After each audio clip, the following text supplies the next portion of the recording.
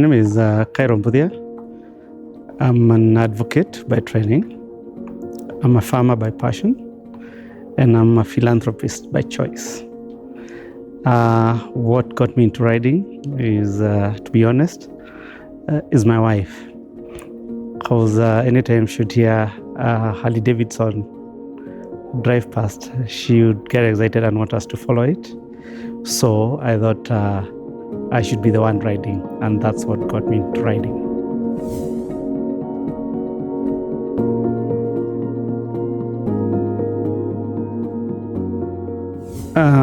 I've toured Africa quite a bit. My first trip was to Malawi in 2004 in a small Honda CRV.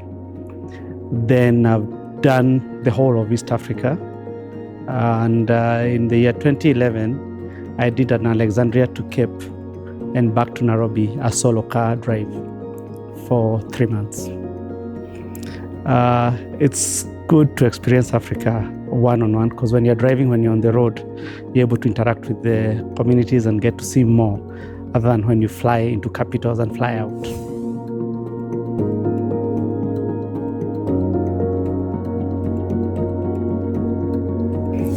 Yeah, quite a bit. When you're on the road, you must be prepared for anything. Don't look at your calendar, don't look at your watch. We had an incident in Ethiopia where a young boy of about 10 rammed into a car, and the local police came and told us we must compensate him and his family because he was a breadwinner. Otherwise, they're not going to leave. So we were detained at a police station. There was serious language barrier, but eventually when we paid the boy or the police the upkeep for the week for the family, we were let to go.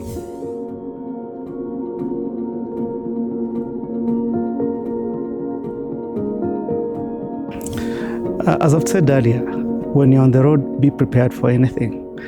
Diaries don't count. Timelines don't count. Because again, when we were exporting a car from Egypt to Sudan, it was meant to be a 24-hour journey across Lake Nasser. It took 6 days, 5 of which we were holed up in a place called Wadi Halfa, where it's hot, and there is no communication. You feel like you're in detention, but finally, you must have the resolve, the resilience, and be prepared for anything.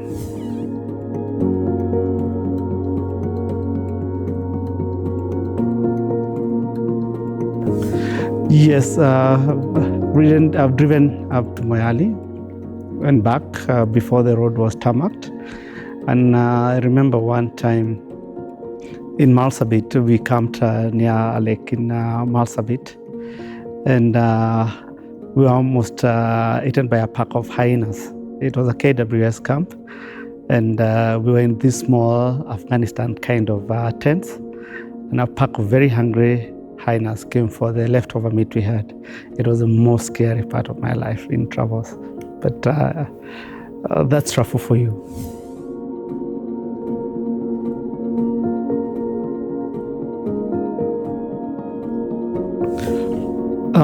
Education is a key to life, and it opens opportunities that are otherwise not available.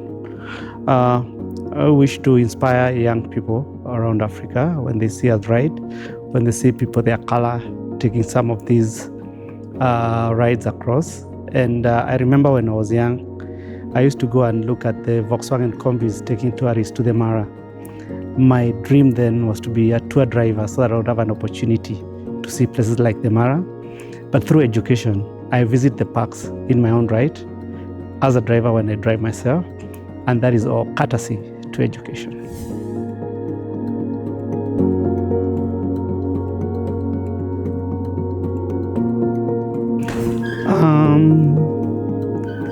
My father died when I was quite young, and we were brought up by my mother as a single mother. So there was that it was quite challenging. We were 4. I'm the last born, and it was a struggle going through primary school. Luckily, it was government primary school.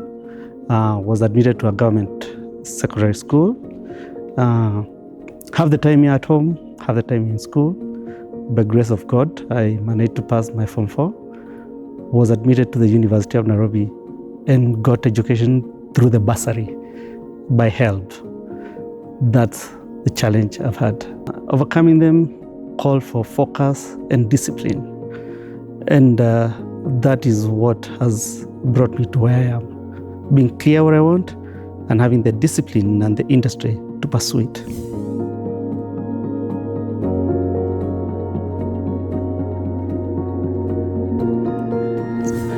I don't remember one quite clearly, but I think the most challenging part was when I was in fourth year and my mother passed. So that was very heavy, but through talking to friends, and there was a lecturer strike, and I think that year the bursary had not come in. With the lecturer strike and the loss of my mother, that confusion at least allowed me to be able to write my final exams before all my fees had been paid.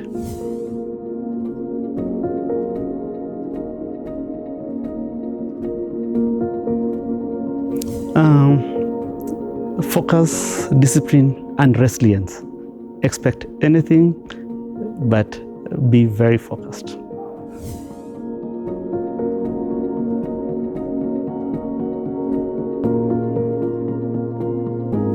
It's special because of the fact that we want to raise some money for an endowment fund to educate young people.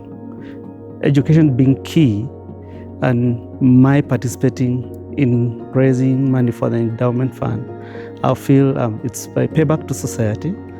And considering that life now is more challenging than it was when I was back in school, or when I heard about the initiative by the church and Logos Education, I thought I should put in my contribution. It's the most I can do.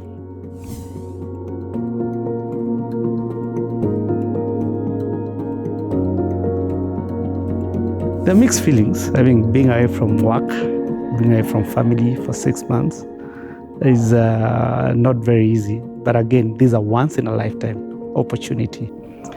If you look at it as 40,000 kilometers, it's heavy. A step at a time. Look at the next town, look at the next country, look at the next border crossing. Don't look up the hill you are going up, look down the path you've come. That's my philosophy.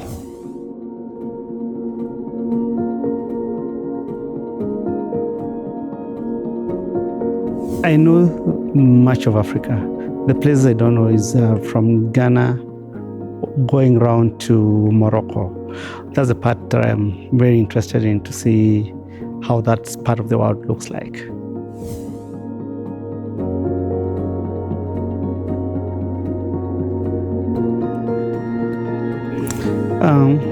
Education is life. If you can support someone to become educated, you've educated a village, because behind that single individual, there will be a family and multitudes of people who are going to come behind him. It is a seed, and I think a seed sown in education multiplies far much more than a seed planted elsewhere. To donate, use the details below on your screen for this fabulous course that we are embarking on. For the tech savvy, comment the word donate and details shall follow. Kairu Mbuthia, Education for Life and Eternity.